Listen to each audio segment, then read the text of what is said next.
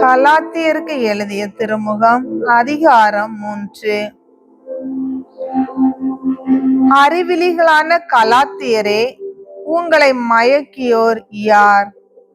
இயேசு கிறிஸ்து சிலுவையில் அறையப்பட்டவராய் உங்கள் கண்முன் படம் பிடித்து காட்டப்படவில்லையா? உங்களிடம் ஒன்று மட்டும் கேட்டறிய விரும்புகிறேன். நீங்கள் தூய ஆவியை எவ்வாறு பெற்றுக் கொண்டீர்கள்? திருச்சட்டம் சார்ந்த செயல்களாலா அல்லது நற்செய்தியை கேட்டு நம்பிக்கை கொண்டதாலா? தூய ஆவியால் நீங்கள் தொடங்கிய வாழ்க்கையை இப்பொழுது வெறும் மனித முயற்சியால் நிறைவு செய்ய போகிறீர்களா? அந்த அளவுக்கு நீங்கள் அறிவிலிகளா? நீங்கள் பட்டறிந்த அனைத்தும் வீண்தானா?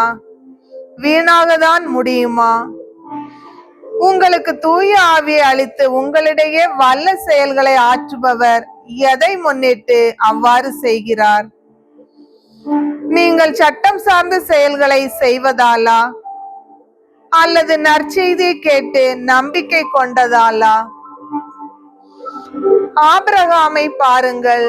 அவர் கடவுள் மீது நம்பிக்கை கொண்டார். அதை கடவுள் அவருக்கு நீதியாக கருதினார். ஆகவே நம்பிக்கை கொண்டு வாழ்பவர்களே ஆபிரகாமின் மக்கள் என்பதை அறிந்து கொள்ளுங்கள். நம்பிக்கை கொள்ளும் பிற இனத்தாரையும் கடவுள் தமக்கு ஏற்புடையவர் ஆக்குவார் என்பதை முன் அறிந்துதான் மறைநூல் உன் வழியாக மக்களினங்கள் அனைத்தும் ஆசி பெறும் என்னும் நற்செய்தி ஆபிரகாமுக்கு முன்னுரைத்தது. ஆகவே நம்பிக்கை கொண்ட ஆபிரகாம் பெற்ற அதே ஆசியில் நம்பிக்கை கொள்வோரும் பங்கு பெறுவர். திருச்சட்டம் சார்ந்த செயல்களையே நம்பி இருப்பவர்கள் சாபத்துக்கு ஆளானவர்கள். ஏனெனில் திருச்சட்டத்தின் வார்த்தைகளை எல்லாம் கடைபிடித்து நடவாதோர் சபிக்கப்படட்டும் என்று எழுதியுள்ளது. சட்டம் சார்ந்த செயல்களால் எவரும் கடவுள் முன்னிலையில் ஏற்புடையவர் ஆவதில்லை என்பதும் தெளிவு. ஏனெனில் நேர்மையுடையோர் தம் நம்பிக்கையால் வாழ்வடைவர். திருச்சட்டம் நம்பிக்கையை அடிப்படையாக கொண்டது அல்ல, மாறாக சட்டம் சார்ந்தவற்றை கடைபிடிப்போர் அவற்றால் வாழ்வு பெறுவர் என்று எழுதியுள்ளது. மரத்தில் தொங்க விடப்பட்டோர் சபிக்கப்பட்டோர் என்று எழுதியுள்ளவாறு நமக்காக கிறிஸ்து சாபத்துக்கு உள்ளாகி நம்மை சட்டத்தின் சாபத்தினின்று மீட்டு கொண்டார்.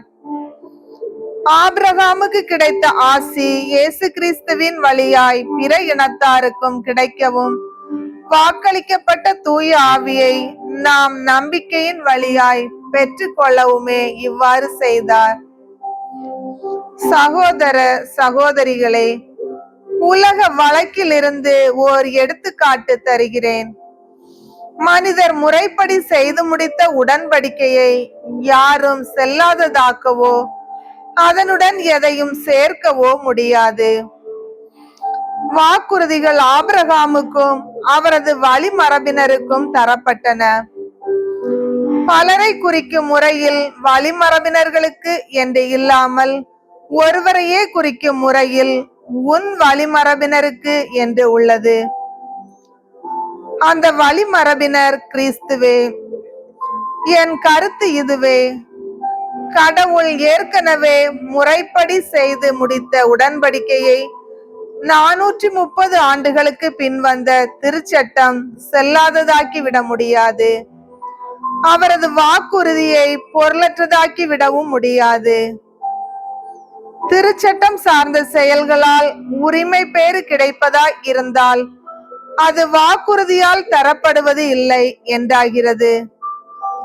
ஆனால் கடவுள் அதை ஆபிரகாமுக்கு வாக்குறுதியின் வழியாகவே அருளினார். அப்படியானால் திருச்சட்டத்தின் பயன் என்ன? குற்றங்களை எடுத்துக்காட்ட அது பிற்காலத்தில் சேர்க்கப்பட்டது. வாக்குறுதிக்கு உரியவரான வழிமரபினர் வரும் வரை அது நீடிக்க வேண்டியிருந்தது. வானதூதர்கள் மூலம் அச்சட்டம் இணைப்பாளர் ஒருவர் வழியாய் கொடுக்கப்பட்டது. நேரிடையாய் ஒருவர் செயலாற்றும் போது இணைப்பாளருக்கு இடமில்லை. வாக்குறுதி அருளிய போது கடவுள் ஒருவரே நேரிடையாய் செயல்பட்டார். அப்படியானால் திருச்சட்டம் கடவுளின் வாக்குறுதிகளுக்கு முரணானதா? ஒருபோதும் இல்லை. வாழ்வு அளிக்க வல்லதொரு சட்டம் தரப்பட்டிருந்தால் அந்த சட்டத்தின் வழியாகவே மனிதர் இறைவனுக்கு ஏற்புடையவர் ஆகியிருக்கலாம். ஆனால் இயேசு கிறிஸ்துவின் மீது நம்பிக்கை கொள்வோருக்கு வாக்களிக்கப்பட்டவை நம்பிக்கையால் கிடைக்க வேண்டும் என்பதற்காகவே அனைத்தும் பாவத்தின் கட்டுப்பாட்டுக்கு உட்பட்டுள்ளது என மறைநூல் கூறுகிறது. நாம் நம்பிக்கை கொள்வதற்கு முன் சட்டத்தின் ஆட்சிக்கு உட்பட்டு காவலில் வைக்கப்பட்டிருந்தோம். வெளிப்பட இருந்த அந்த நம்பிக்கையை நாம் பெறும் வரை இந்நிலை நீடித்தது. இவ்வாறு நம்பிக்கையின் அடிப்படையில் நாம் இறைவனுக்கு ஏற்புடையவர் ஆக்கப்படுவதற்காக நம்மை கிறிஸ்துவிடம் கூட்டிச் செல்லும் வழித்துணையாய் திருச்சட்டம் செயல்பட்டது. இப்பொழுது நாம் நம்பிக்கை கொண்டுள்ளதால் இனி நாம் வழித்துணைவரின் பொறுப்பில் இல்லை. ஏனெனில் கிறிஸ்து இயேசுவின் மீது கொண்டுள்ள நம்பிக்கையால் நீங்கள் அனைவரும் கடவுளின் மக்களாய் இருக்கிறீர்கள். அவ்வாறெனில் கிறிஸ்துவோடு இணைந்திருக்கும்படி திருமுழுக்கு பெற்ற நீங்கள் அனைவரும் கிறிஸ்துவை அணிந்து கொண்டீர்கள். இனி உங்களிடையே யூதர் என்றும் கிரேக்கர் என்றும் அடிமைகள் என்றும் உரிமை குடிமக்கள் என்றும் இல்லை. ஆண் என்றும் பெண் என்றும் வேறுபாடு இல்லை. கிறிஸ்து இயேசுவோடு இணைந்துள்ள நீங்கள் யாவரும் ஒன்றாய் இருக்கிறீர்கள். நீங்கள் கிறிஸ்துவை சார்ந்தவர்களும் ஆபிரகாமின் வழித்தோன்றல்களுமாய் இருக்கிறீர்கள். வாக்குறுதியின் அடிப்படையில் உரிமை பேறு உடையவர்களாகவும் இருக்கிறீர்கள்.